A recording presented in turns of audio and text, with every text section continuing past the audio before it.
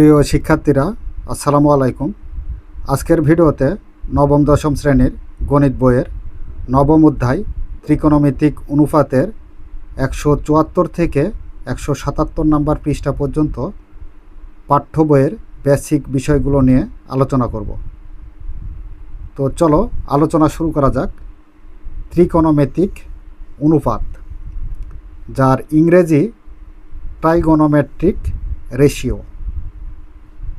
আমরা প্রতিনিয়ত ত্রিভুজ, বিশেষ করে সমকোণী ত্রিভুজের ব্যবহার করে থাকি।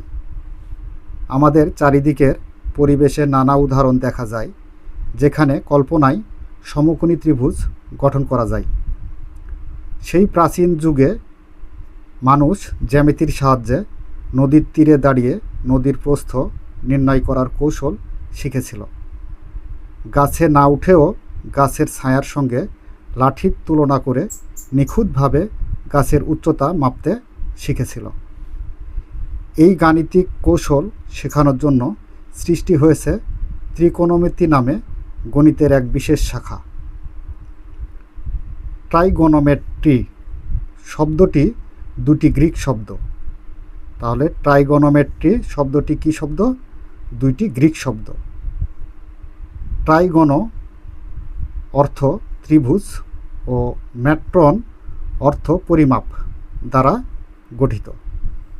ত্রিকোণমিতিতে ত্রিভুজের বাহু ও কোণের মধ্যে সম্পর্ক বিষয়ে পাঠদান করা হয়। তাহলে ত্রিকোণমিতিতে কী বিষয় পাঠদান করা হয়? ত্রিকোণমিতিতে ত্রিভুজের বাহু ও কোণের মধ্যে সম্পর্ক বিষয়ে পাঠদান করা হয়।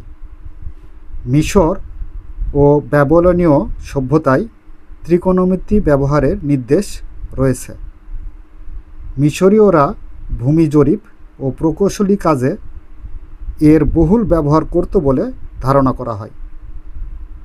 এর সাহায্যে জ্যোতির্বিদগণ পৃথিবী থেকে দূরবর্তী গ্রহ নক্ষত্রের দূরত্ব নির্ণয় করতেন। বর্তমানে ত্রিকোণমিতির ব্যবহার গণিতের সকল শাখায়। ত্রিভুজ সংক্রান্ত সমস্যার সমাধান, নেভিগেশন ইত্যাদি ক্ষেত্রে ত্রিকোণমিতিক ব্যবহার হয়ে থাকে। জ্যোতির্বিজ্ঞান, ক্যালকুলাস সহ গণিতের অন্যান্য গুরুত্বপূর্ণ শাখায় ত্রিকোণমিতির ব্যবহার রয়েছে। এ অধ্যায় শেষে শিক্ষার্থীরা কী কী শিখতে পারবে, চলো সেটা এক নজরে দেখে নিই। এ অধ্যায় শেষে শিক্ষার্থীরা সূক্ষ্মকোণের ত্রিকোণমিতিক অনুপাত বর্ণনা করতে পারবে। সূক্ষ্মকোণের ত্রিকোণমিতিক অনুপাতগুলোর মধ্যে পারস্পরিক সম্পর্ক নির্ণয় করতে পারবে। সূক্ষ্মকোণের ত্রিকোণমিতিক অনুপাতগুলোর ধ্রুবতা যাচাই করে প্রমাণ ও গাণিতিক সমস্যার সমাধান করতে পারবে। জ্যামিতিক পদ্ধতিতে 30 ডিগ্রি, 45 ডিগ্রি, 60 ডিগ্রি কোণের ত্রিকোণমিতিক অনুপাতের মান নির্ণয় ও প্রয়োগ করতে পারবে। 0 ডিগ্রি, 90 ডিগ্রি কোণের অর্থপূর্ণ ত্রিকোণমিতিক অনুপাতগুলোর মান নির্ণয় করে প্রয়োগ করতে পারবে। ত্রিকোণমিতিক অভেদাবলী প্রমাণ করতে পারবে। ত্রিকোণমিতিক অভেদাবলীর প্রয়োগ করতে পারবে। এবার আমরা সমকোণী ত্রিভুজের বাহুগুলোর নামকরণ নিয়ে আলোচনা করি। আমরা জানি সমকোণী ত্রিভুজের বাহুগুলো অতিভুজ, ভূমি, উন্নতি নামে অবহিত হয়। উন্নতির অপর একটা নাম রয়েছে, সেটি হলো কি? লম্ব। উন্নতির বাহুর নাম হচ্ছে লম্ব বাহু বলা যাবে। ত্রিভুজের আনুভূমিক অবস্থানের জন্য এর নামসমূহ সার্থক। আবার সমকোণী ত্রিভুজের সূক্ষ্মকোণদ্বয়ের একটির সাপেক্ষে অবস্থানের প্রেক্ষিতেও বাহুগুলোর নামকরণ করা হয়, যথা অতিভুজ, হাইপোটেনিয়াস। সমকোণী ত্রিভুজের বৃহত্তম বাহু, যা সমকোণের বিপরীত বাহু। তো এখানে দেখো একটা ত্রিভুজ আমরা অঙ্কন করে তোমাদের দেখিয়ে দিই। মনে করি এটি একটি সমকোণী ত্রিভুজ। সমকোণী ত্রিভুজের এই কোণটি 90 ডিগ্রি। তো এখানে বলা হয়েছে অতিভুজ।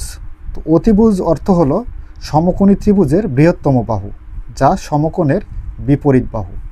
তার মানে সবথেকে বড় বাহু হচ্ছে এই যে এই বাহু, আর এটা হচ্ছে সমকোণের বিপরীতে অবস্থিত, তাহলে এটাকে বলা হয় অতিভুজ।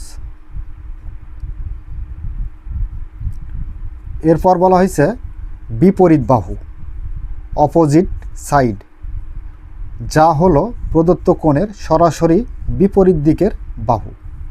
তো এখানে লক্ষ্য করো, যদি আমরা এই কোণকে নির্দেশনা দিই বা নির্দেশে নিই, তাহলে এই কোণের বিপরীত যে বাহু সেটাই হচ্ছে আমাদের বিপরীত বাহু বা লম্ব।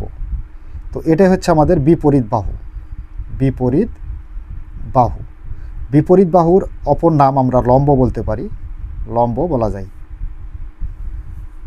সন্নিহিত বাহু, অ্যাডজাসেন্ট সাইড, যা প্রদত্ত কোণ সৃষ্টিকারী একটি রেখাংশ।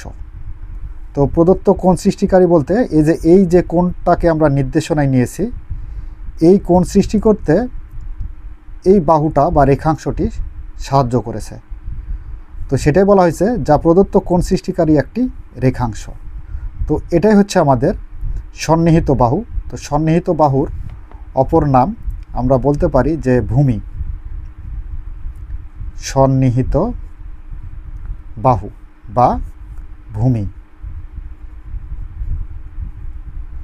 তো দেখো, আমরা নিচে দুটি সমকোণী ত্রিভুজ দেখতে পাচ্ছি। PON একটি সমকোণী ত্রিভুজ, যার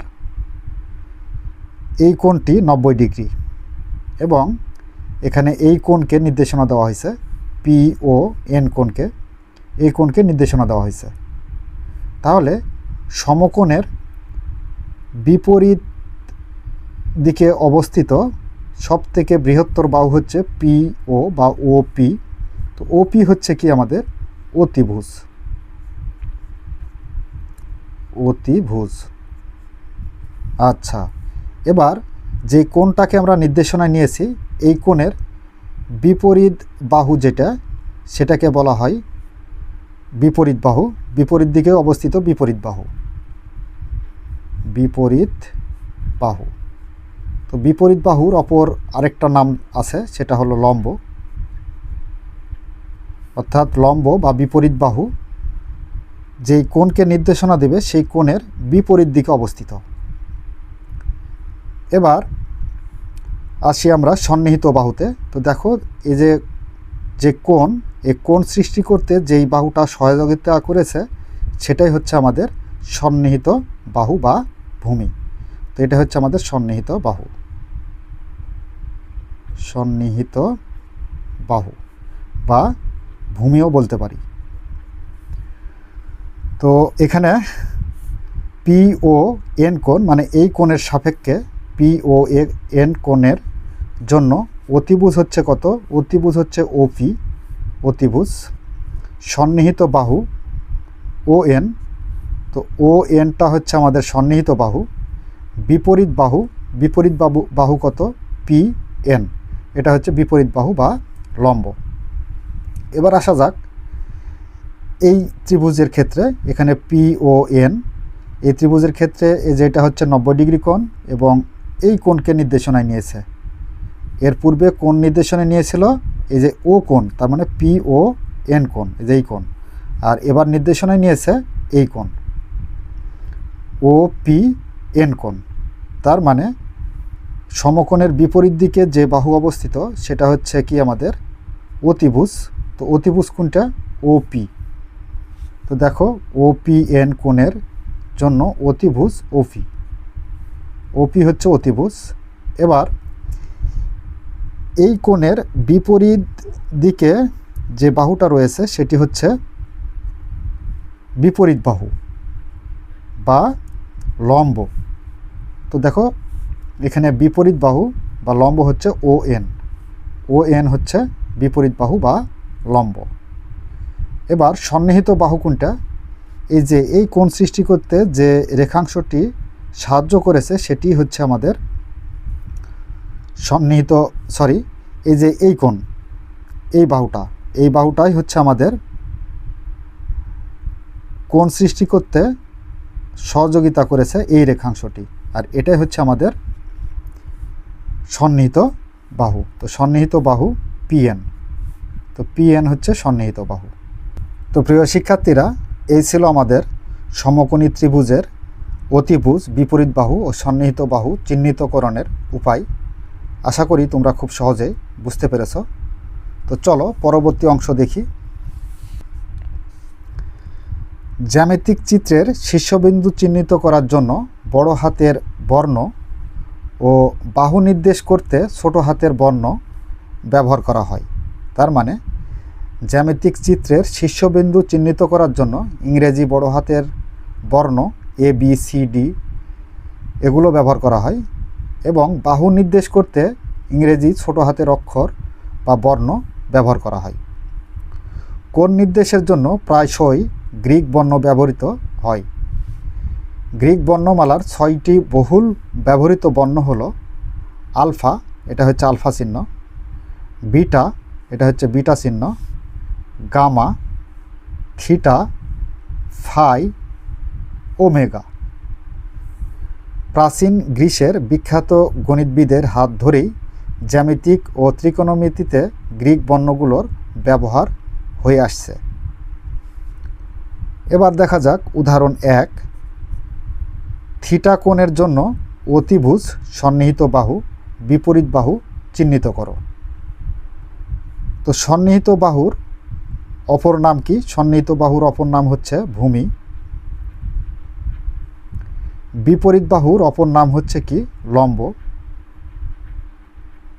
তো দেখো এখানে থিটা কোণের জন্য আমরা অতিভুজ, সন্নিহিত বাহু বা ভূমি, বিপরীত বাহু বা লম্ব নির্ণয় করে দেখাই। ক নাম্বার চিত্রের জন্য এখানে একটা সমকোণী ত্রিভুজ দেওয়া আছে। সমকোণী ত্রিভুজের এই কোণটা সমকোণ, আর এই যে থিটা কোণকে নির্দেশনা দেওয়া হয়েছে, মানে এই থিটা কোণের প্রেক্ষিতেই আমাদের কোনটা অতিভুজ, কোনটা সন্নিহিত বাহু, কোনটা বিপরীত বাহু সেটা নির্ণয় করতে হবে। তো এখানে দেখো সমকোণের বিপরীতে যে বাহু থেকে থাকে সেটা হচ্ছে সব থেকে বড় বাহু, আর এই বড় বাহুটাই হচ্ছে আমাদের অতিভুজ। তাহলে অতিভুজ কত? 17। অতিভুজ 17। এবার এই থিটা কোণের বিপরীত পাশে যে বাহুটা রয়েছে 8, এটাই হচ্ছে আমাদের বিপরীত বাহু। তো বিপরীত বাহু 8 একক। এবং সন্নিহিত বাহু হচ্ছে যেটা এই থিটা কোণ সৃষ্টি করতে এই রেখাংশটি সহযোগিতা করেছে। তো সন্নিহিত বাহু হচ্ছে কত? 15। সন্নিহিত বাহু 15। তো বিপরীত বাহু বা লম্ব হচ্ছে 8 একক, সন্নিহিত বাহু বা ভূমি হচ্ছে 15 একক। এবার আসি খ নাম্বারের জন্য। তো খ নাম্বার চিত্রে দেখো এখানে এটা হচ্ছে 90 ডিগ্রি কোণ, আর এখানে থিটা কোণটা রয়েছে। তো এখানে 90 ডিগ্রি কোণের বিপরীত যে বাহু সেটা হচ্ছে সব থেকে বড় বাহু, আর এই বাহুটা হচ্ছে পি, আর এটাই হচ্ছে আমাদের কি? অতিভুজ। এবং থিটা কোণের বিপরীত পাশে যে বাহু রয়েছে সেটা হচ্ছে আর, আর এটা হচ্ছে আমাদের বিপরীত বাহু বা লম্ব। তো বিপরীত বাহু বা লম্ব হচ্ছে কত? আর। এরপর এই যে কোণ সৃষ্টি করেছে কত? এই যে কিউ কোণ, এই যে এইটুকু অংশ, এই কোণটা সৃষ্টি করতে এই কিউ বাহুটা সহযোগিতা করেছে। সুতরাং সন্নিহিত বাহু বা ভূমি হচ্ছে কিউ। এবার আসি গ নাম্বার চিত্রের জন্য। তো গ নাম্বার চিত্রে দেখো এখানে এটা হচ্ছে 90 ডিগ্রি কোণ এবং থিটা কোণ হচ্ছে এটা। তাহলে এই যে 90 ডিগ্রি কোণের বিপরীত অবস্থানে সব থেকে বড় বাহু হচ্ছে কত? ইএফ, আর ইএফই হচ্ছে আমাদের অতিভুজ। অতিভুজ হচ্ছে ইএফ। থিটা কোণের বিপরীত পাশে অবস্থিত অর্থাৎ ইজি হচ্ছে আমাদের বিপরীত বাহু বা লম্ব। তো বিপরীত বাহু বা লম্ব হচ্ছে ইজি। এরপর জিএফ বা এফজি, এই যে এফজিটা হচ্ছে আমাদের এই থিটা কোণ তৈরি করতে সাহায্য করেছে। সুতরাং এফজিটা হচ্ছে সন্নিহিত বাহু বা ভূমি। তো সন্নিহিত বাহু বা ভূমি হচ্ছে এফজি। তো আশা করি তোমরা সমকোণী ত্রিভুজের অতিভুজ, বিপরীত বাহু, লম্ব কিভাবে নির্ণয় করতে হবে তা সহজে বুঝে গেলে। তো চলো এবার উদাহরণ 2-এর সমাধানটা দেখে নিই। উদাহরণ 2, আলফা ও বিটা কোণের জন্য অতিভুজ সন্নিহিত বাহু বিপরীত বাহুর দৈর্ঘ্য নির্ণয় করো। পৃষ্ঠা নাম্বার 176। আলফা কোণের জন্য অতিভুজ কোণটা হবে, দেখো এখানে এটা হচ্ছে 90 ডিগ্রি কোণ। তো 90 ডিগ্রি কোণের বিপরীত যে বাহু, সব থেকে বড় বাহু, এটা হচ্ছে 25 সেন্টিমিটার, এটা হচ্ছে অতিভুজ। আলফা কোণের জন্য অতিভুজ হচ্ছে 25 একক। এরপর আলফা কোণের বিপরীত যে বাহু 24 একক, এই 24 একক হচ্ছে কি বিপরীত বাহু বা লম্ব। তো বিপরীত বাহু বা লম্ব হচ্ছে 24 একক। এরপর এখানে এই আলফা কোণ সৃষ্টি করতে যে রেখাংশটি সহযোগিতা করেছে সেটি হচ্ছে 7 সেন্টিমিটার। তো এটা হচ্ছে আমাদের সন্নিহিত বাহু বা ভূমি। তো সন্নিহিত বাহু বা ভূমি হচ্ছে 7 একক। এবার আসি বিটা কোণের জন্য। তো দেখো এখানে 90 ডিগ্রি কোণের বিপরীতে অবস্থিত সবথেকে বড় বাহু অতিভুজ। তো অতিভুজটা ঠিকই থাকবে। তো বিটা কোণের জন্য অতিভুজ 25 একক। এখন এই বিটা কোণের বিপরীতে অবস্থিত হচ্ছে এই যে 7 একক এই বাহুটা, এই বাহু হচ্ছে আমাদের বিপরীত বাহু বা লম্ব। তো বিপরীত বাহু লম্ব 7 একক। এরপর আসি আমরা, এই যে দেখো এখানে 24 সেন্টিমিটার যে বাহুটা, এটা হচ্ছে আমাদের এই যে আলফা বিটা কোণ সৃষ্টি করতে সহযোগিতা করেছে। সুতরাং এই 24 সেন্টিমিটার হচ্ছে সন্নিহিত বাহু বা ভূমি। তো 24 একক। তো এই গেল আমাদের আলফা এবং বিটা কোণের সাপেক্ষে অতিভুজ, বিপরীত বাহু এবং সন্নিহিত বাহু চিহ্নিতকরণ। তো দেখো এখানে একটি কাজ দেওয়া রয়েছে। কাজটিতে বলা রয়েছে থিটা ও ফাই কোণের জন্য অতিভুজ সন্নিহিত বাহু বিপরীত বাহু নির্দেশ করো। তার মানে এখানে দেখো এখানে 6টি চিত্র দেওয়া রয়েছে। এই 6টি চিত্রের এখানে 1 নাম্বার অর্থাৎ এ নাম্বার চিত্রে এখানে এই থিটা কোণের জন্য আমাদের অতিভুজ কোণটা হবে, সন্নিহিত বাহু কোণটা হবে, বিপরীত বাহু কোণটা হবে, সেটা আমাদের আলাদা আলাদা করে লিখতে হবে। তো দেখো এখানে আমরা এটার সমাধান করার চেষ্টা করি। কাজ 76 পৃষ্ঠার কাজ।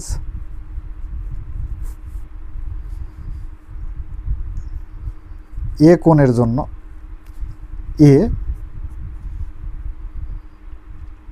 থিটা কোণের জন্য, তো থিটা কোণের জন্য অতিভুজ কোণটা হবে, দেখো থিটা কোণের জন্য অতিভুজটা হচ্ছে যে 90 ডিগ্রির বিপরীত যে বাহু, সব থেকে বড় বাহু, সেটা হচ্ছে অতিভুজ। অতিভুজ হচ্ছে কি ডিএফ, অতিভুজ ডিএফ। এবার এই থিটা কোণের বিপরীতে যে বাহু রয়েছে, থিটা কোণের বিপরীত বাহু কোনটা, এই যে এটা হচ্ছে আমাদের ইএফ। ইএফ হচ্ছে বিপরীত বাহু, বিপরীত বা লম্ব বলতে পারি। তো বিপরীত বাহু হলো ইএফ। এরপর এই যে এখানে দেখো এই কোণটা সৃষ্টি করেছে, থিটা কোণ সৃষ্টি করতে সহযোগিতা করেছে ডিই। তো ডিই হচ্ছে সন্নিহিত বাহু, সন্নিহিত বাহু ডিই। এবার ফাই কোণের প্রেক্ষিতে অতিভুজ, বিপরীত বাহু এবং সন্নিহিত বাহু চিহ্নিত করব। ফাই কোণের জন্য, তো ফাই কোণের জন্য আমাদের অতিভুজটা ঠিকই থাকবে, সমকোণের বিপরীতে যেহেতু অবস্থিত, সমকোণের বিপরীতে হলে অতিভুজটা ঠিকই থাকবে ডিএফ, অতিভুজ ডিএফ। আবার লক্ষ্য করো এখানে ফাই কোণের বিপরীতে অবস্থিত কি ডিই বা ইডি। তো ডিই হচ্ছে আমাদের বিপরীত বাহু, বিপরীত বাহু, বিপরীত বাহু হচ্ছে ডিই।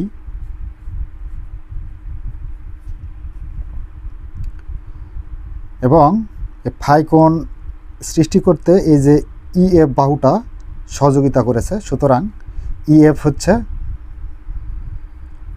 সন্নিহিত বাহু বা ভূমি, সন্নিহিত বাহু বা ভূমি সমান ইএফ।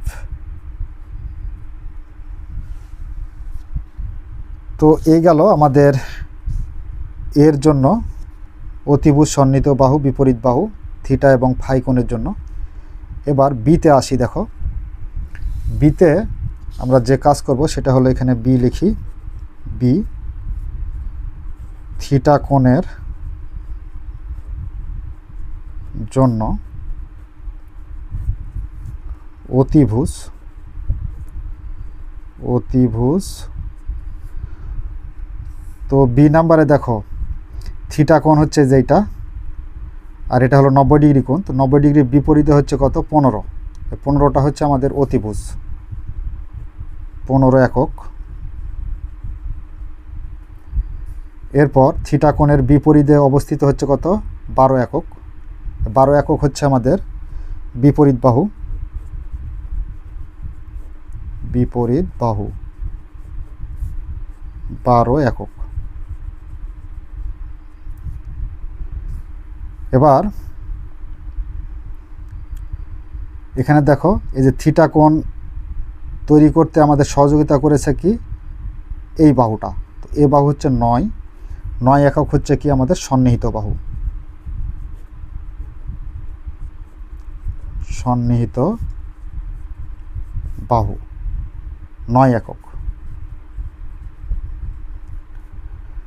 আচ্ছা, থিটা কোণের জন্য কাজ শেষ। এবার ফাই কোণের জন্য নিব। ফাই কোণের জন্য অতিভুজটা ঠিকই থাকবে, অতিভুজ সর্বদাই যেহেতু 90 ডিগ্রি কোণের বিপরীতে অবস্থিত থাকে, তো অতিভুজ হচ্ছে 15 একক, এটা ঠিকই থাকবে। এবার ফাই কোণের বিপরীতে অবস্থিত এই যে এই বাহু, আর এই বাহুটা হচ্ছে বিপরীত বাহু 9 একক, বিপরীত বাহু 9 একক। এরপর আসি আমরা ফাই কোণের সন্নিহিত বাহু কোণটা।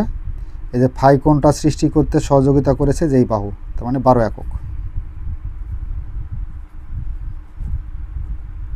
সন্নিহিত বাহু 12 একক।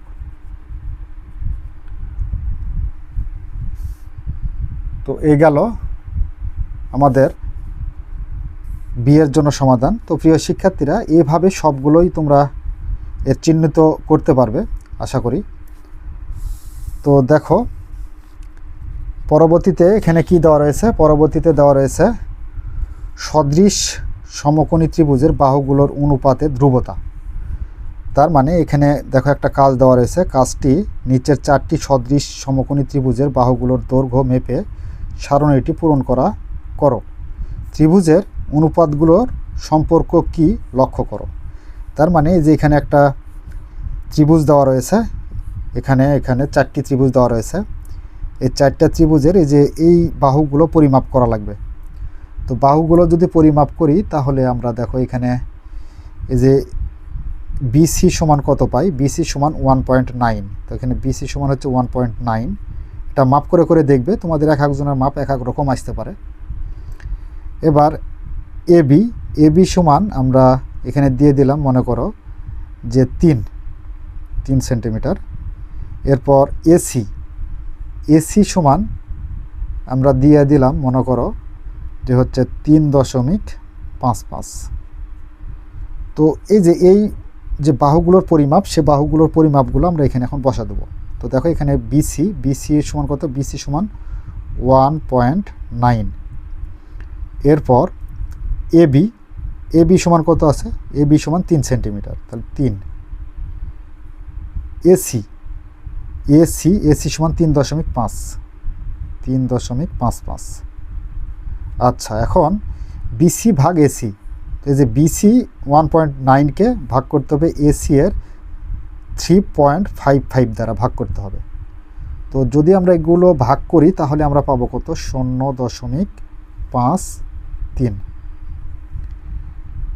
এরপর এবিকে ভাগ করতে হবে কি দ্বারা? এসি দ্বারা। তার মানে এই যে এই এবি মানে 3 সেন্টিমিটারকে ভাগ করতে হবে এসি মানে 3.55 দ্বারা।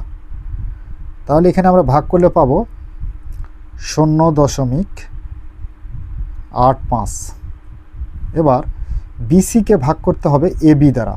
তার মানে বিসি কোনটা? যে এটা হলো বিসি, 1.9কে ভাগ করতে হবে এবি, তার মানে 3 দ্বারা ভাগ করতে হবে।